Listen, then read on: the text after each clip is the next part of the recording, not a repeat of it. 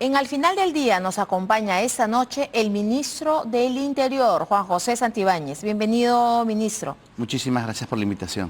¿Es una buena noticia incorporar el delito de terrorismo urbano? A ver, en principio nosotros tenemos que advertir que toda esta figura del delito de terrorismo urbano en realidad no nace o no es una creación de nuestros legisladores en realidad.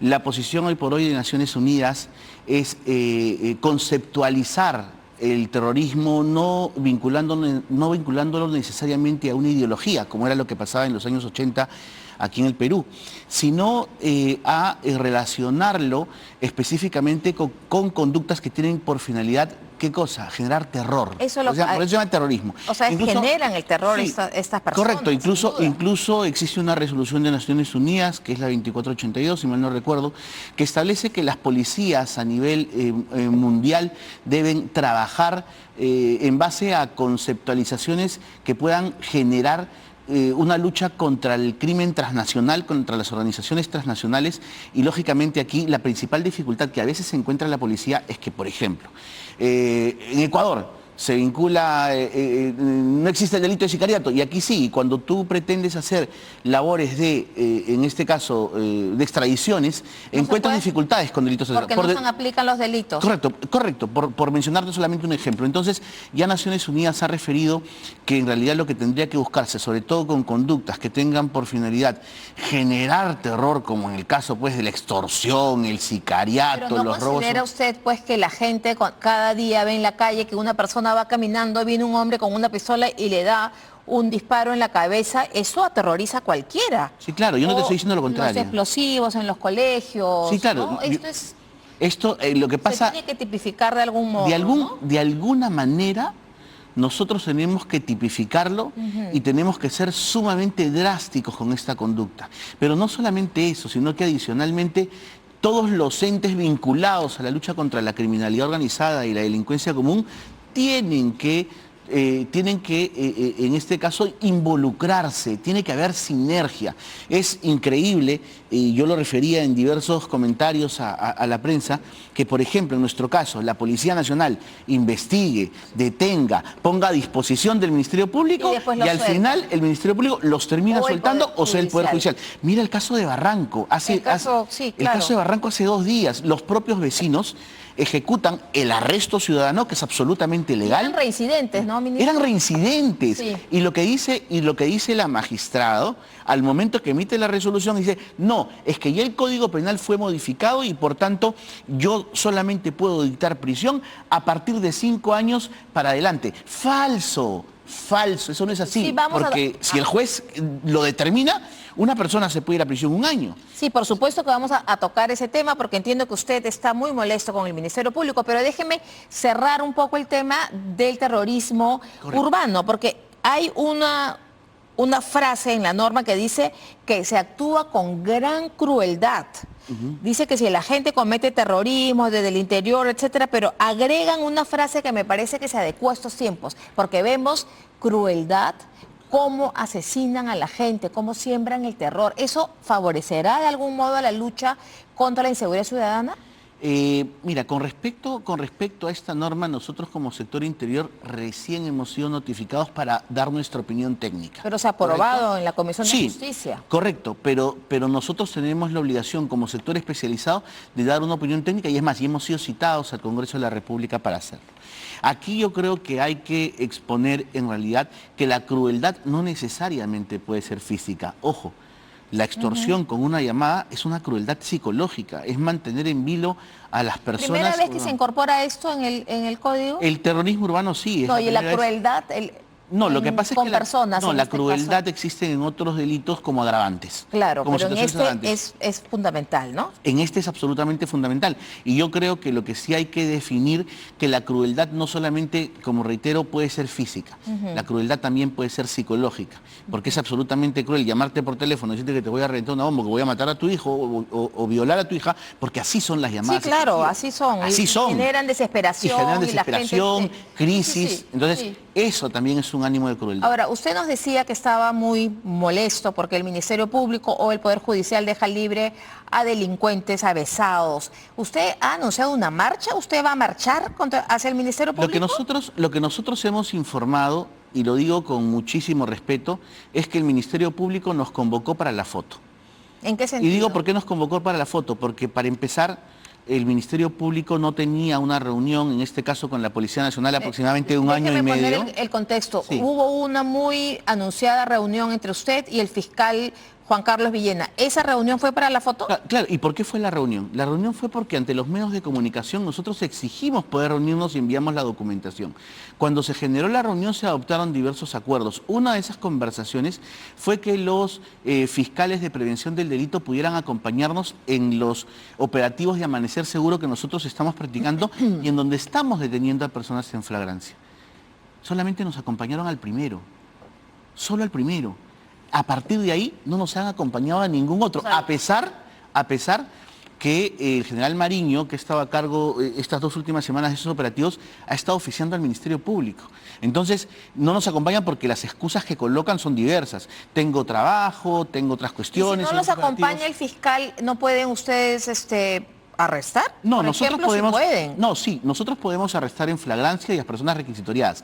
Pero fíjate, uno de los grandes cuestionamientos del Ministerio Público, porque en realidad para pasar la pelota creo que son expertos, dicen, no, es que yo finalmente tengo problemas porque la policía al momento que hace sus actas no las hace correctamente.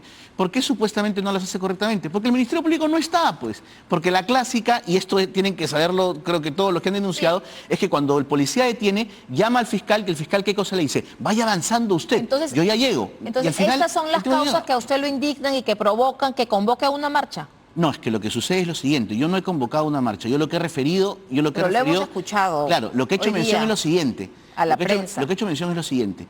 ¿Qué espera el Ministerio Público? Que marchemos, es lo que he dicho. ¿Qué espera el Ministerio Público? No, pero... Que marchemos, que vayamos con todas, ¿no? Que vayamos con los alcaldes, con las juntas vecinales, con los VAPES, con la policía, con la familia de damnificados. O sea, ¿qué espera? Eso es lo que está esperando en realidad, porque yo veo que el Ministerio Público... ¿Qué espera? Público... ¿Lo van a hacer ustedes? Veremos cómo reacciona en las próximas semanas y veremos realmente si al menos tiene una conducta digamos, que cambie esta situación y nos acompañe prontamente en uno de los más importantes operativos policiales que vamos a practicar. La fecha no la puedo referir, claro, por un tema de estrategia, pero ya estamos convocando y esperemos que nos acompañe. Ahora, el Ministerio Público no los acompaña, como usted está señalando, pero sin embargo sí hace pronunciamientos y comunicados en los que expresa su rechazo a la aprobación de una norma que precisamente va directamente con la Policía Nacional, porque según este proyecto, ese dictamen, la investigación preliminar volverá a la Policía Nacional y ellos rechazan este tema. ¿Usted cómo toma esta situación? A ver, esta es una discusión que justamente fue uno de los puntos abordados en la reunión, porque lo que sostiene el Ministerio Público,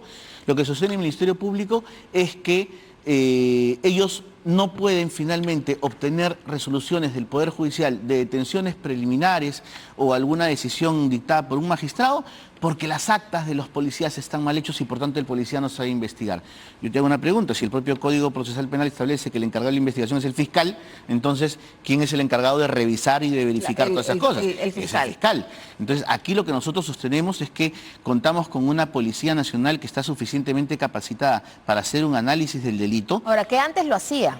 Que antes lo hacía. La Policía de Investigaciones del Perú. Antes lo hacía la Policía de Investigaciones, antes lo practicaba, y veamos quizás de repente el éxito de las acciones o las gestiones que se practicaban.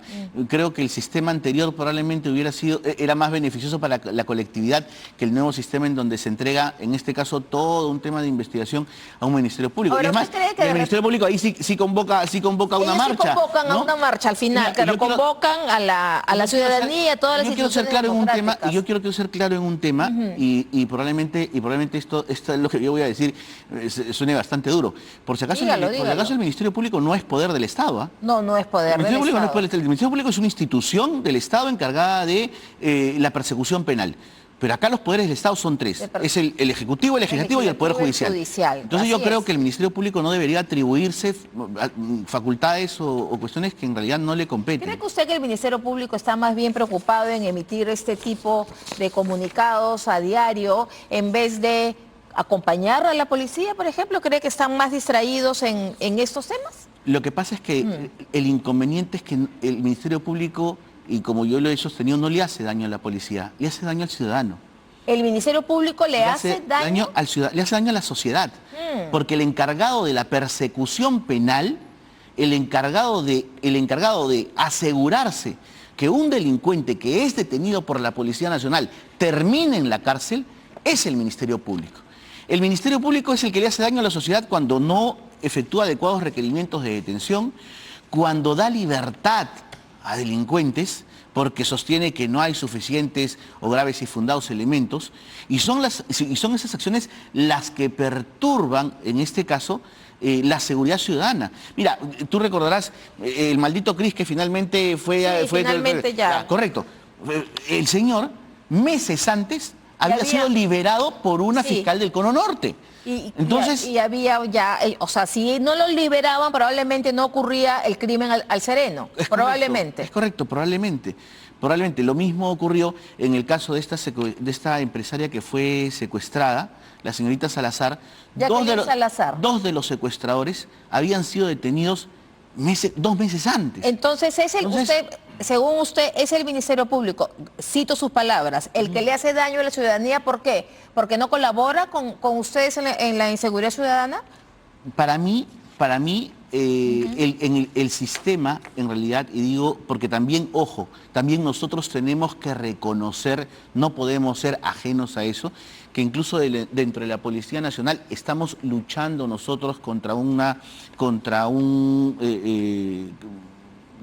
efectivos policiales que lamentablemente han cruzado la línea y a veces contribuyen con malos partes policiales a que también los delincuentes ¿contribuyen a propósito con los malos partes policiales? Hay que reconocerlo. Yo creo que el sistema en este momento está fracasando. Y cuando digo el sistema es porque todos los actores que estamos involucrados no estamos teniendo una comunicación, estamos teniendo No, se están peleando, señor. Se está peleando el Ministerio Público, Ejecutivo, Congreso, todos los poderes están peleando, están enfrentados.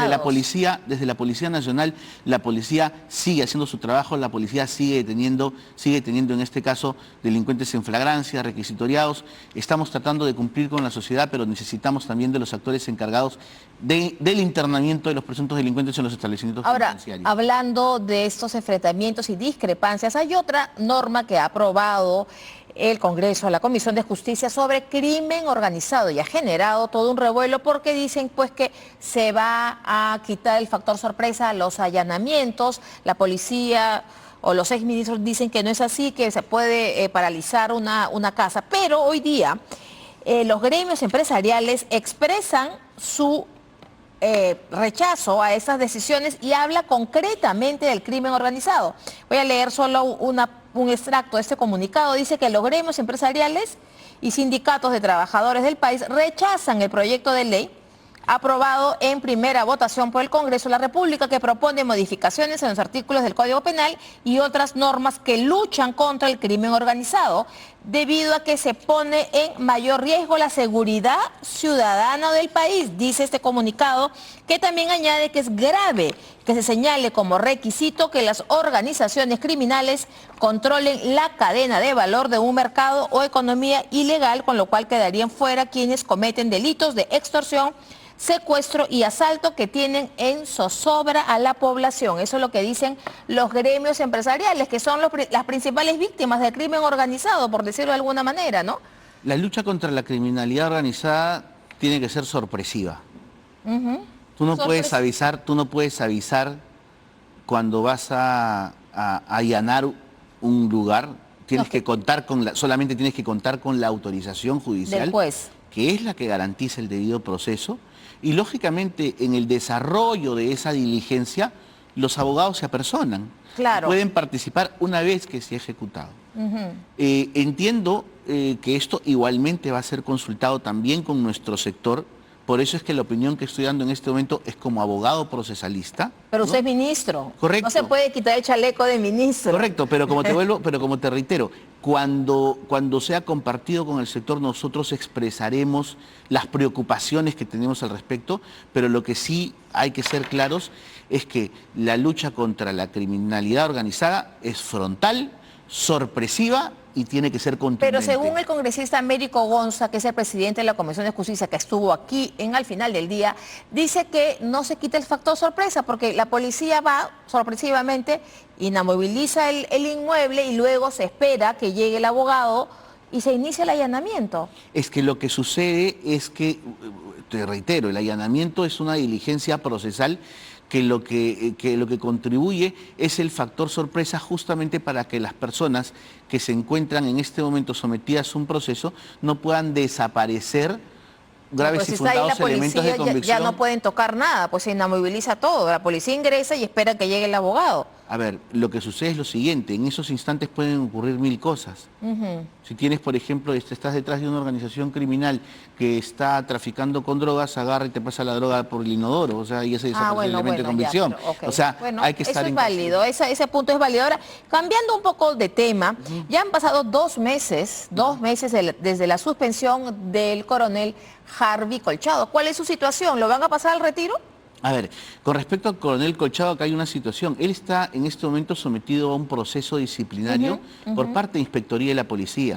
Ese proceso disciplinario, por ley, que es la ley 3714, es absolutamente reservado y exclusivo entre la Inspectoría y el oficial, sea Colchado, sea cualquier otro suboficial. Nosotros... Yo como ministro, yo no tengo conocimiento del proceso. ¿Usted desconoce la situación actual de Harvey Colchado? Yo no tengo conocimiento del proceso porque la ley me lo impide, tanto a mí como a cualquier actor político. ¿Usted descarta cualquier venganza? No, ¿Venganza de la señora Boluarte? Que yo descarto cualquier cuestión porque el proceso, y eso, que yo he sido uno de los defensores de la norma cuando esta se publicó. Y es más, y fue uno de los especialistas que consultaron. La 3714 es probablemente una de las mejores leyes de régimen disciplinario que hay en las policías de Latinoamérica. ¿Por qué? Porque nosotros procuramos, primero, la garantía de un debido proceso. Segundo, la garantía de dualidad de instancias. Tercero, el principio de autonomía y la responsabilidad. Cuarto, la incorporación de pruebas. Es un proceso garantista. Entonces, lo que tienen que hacer los actores que participan de este proceso disciplinario es el ejercicio de su defensa. Ahora, pero tampoco usted es que considere pues que Harvey Colchado tampoco es que sea un héroe, ¿no?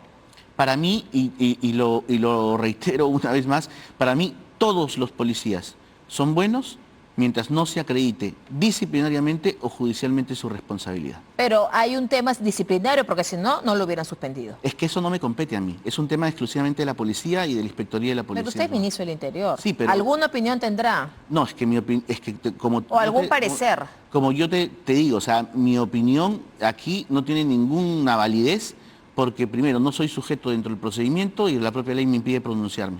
Ahora, usted asegura que va a capturar a Vladimir Cerrón, cuando sabemos que Vladimir Cerrón de Perú Libre ha llevado al poder a Pedro Castillo, a Dina Boluarte, se dice que la señora Boluarte era la cajera, tesorera.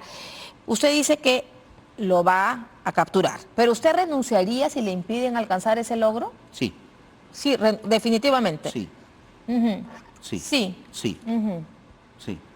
Sí renunciaría. Sí renunciaría si me impiden alcanzar ese logro. ¿Y hay alguna posibilidad que eso ocurra, que le impidan alcanzar ese logro? No. No, yo estoy en este momento contando con todo el respaldo para poder hacer en este caso las diligencias que se están practicando, porque estamos pendientes no solamente de este reto, sino también de otros prófugos. Y quiero ser absolutamente claro en el tema.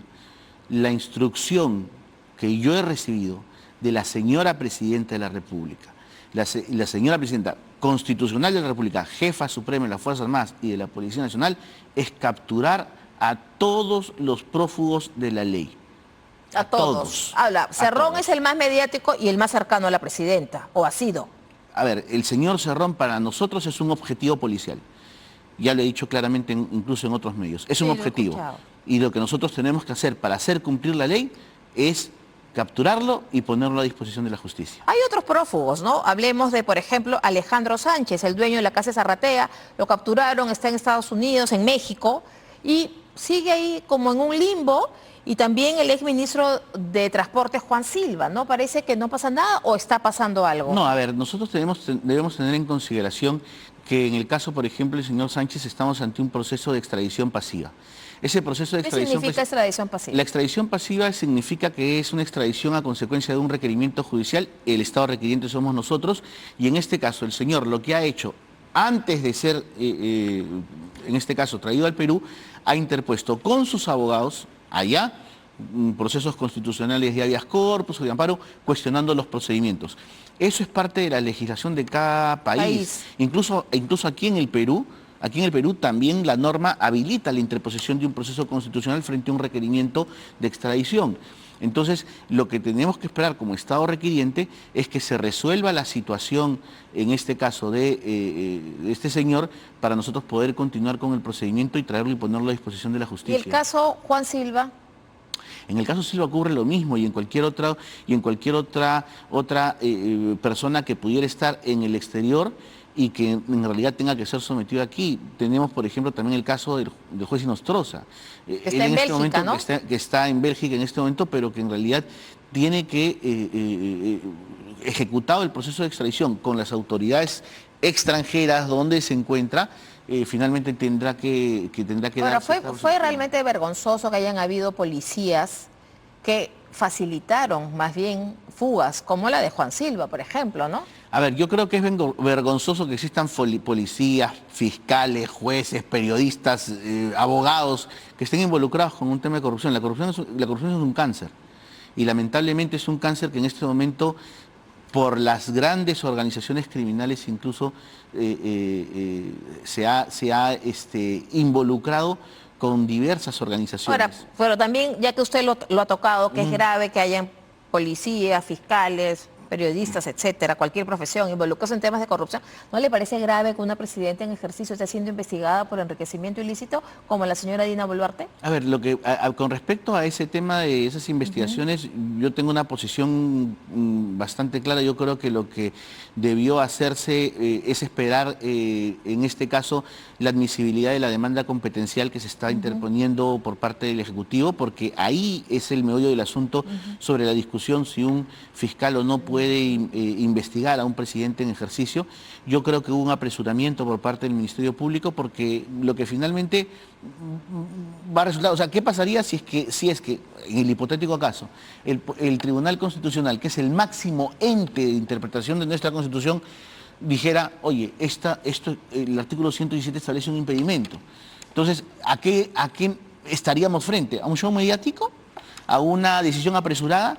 Por eso yo siempre he sostenido, y lo que considero, es que el Ministerio Público debió esperar al menos siquiera que la demanda fuera admitida y se señalara fecha, que en realidad no, para este tipo de casos que son, digamos, mediáticos y complejos, no demora mucho. Pero más que mediáticos, es complejo pues que una presidenta de la República en ejercicio esté yendo a declarar por el tema relojes, por el tema de la investigación de FICOP, el tema de Harvey Colchado, de algún modo, eso sí es complicado, pero quizá la Fiscalía diga que son autónomos para hacerlo. Pero, a ver, pero yo creo que esa cuestión ocurre en cualquier país del mundo. O sea, el Perú no es exclusivo. Y ustedes, por ejemplo, Canal N, que son un canal prestigioso internacional, también transmiten, por ejemplo, las diligencias de otros presidentes de otros países que son citados por el Poder Judicial por determinadas investigaciones.